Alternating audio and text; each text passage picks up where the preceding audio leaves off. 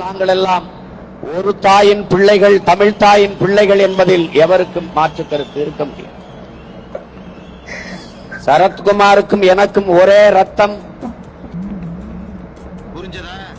நானும் தனியரசும் என் மாமா நயினார் நாகேந்திரனும் ஒரே ரத்தத்தின் பிள்ளைகள்.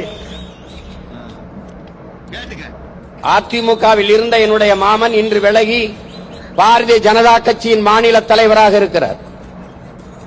திமுகவில் நாடாளுமன்ற உறுப்பினர், அதிமுகவில் சட்டமன்ற உறுப்பினர், தனித்த ஒரு இயக்கம்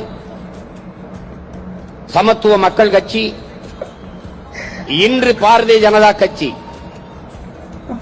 இன்று சரி என்று படுவது நாளை தவறென்று படும், நாளை தவறென்று படு அடுத்து சரி என்று படும். இதுதான் அறிவு, இதுதான் பகுத்தறிவு. ஒவ்வொரு நாளும் ஒவ்வொன்று தோன்றும். இன்று சரி என்று படுவது நாளை தவறென்று தோன்றும்.